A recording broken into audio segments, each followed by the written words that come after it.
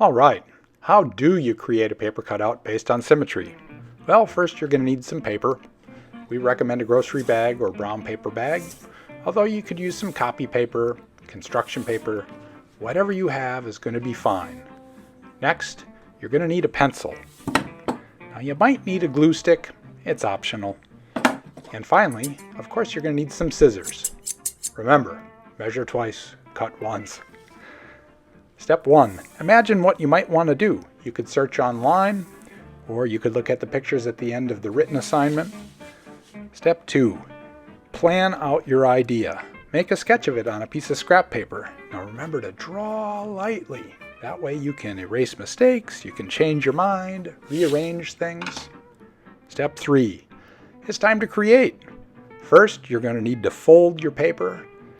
Then you're going to need to draw out your full-size idea. Finally, you'll need to cut out that idea. I have a couple tips on how to use the scissors. You want to open up the mouth of them nice and wide so you can get the paper way back to the pivot area near the screw.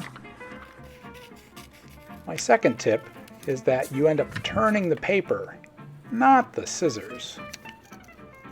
See how I'm doing that here? Now if you notice, I'm actually cutting out a silhouette of a rooster. When I unfold the paper, it's actually going to be two roosters. There you see that. But I want to create a space so that you can see both legs. So what I'm doing is a neat little trick there. I've made a fold in that area so that I can remove the paper between the legs, and then just made a couple snips. There you have it. Okay, let's say it didn't turn out the way you wanted, or it did, and you're excited to experiment. This is your opportunity to try again. Reflect on how it went, revise your thinking, and repeat the process.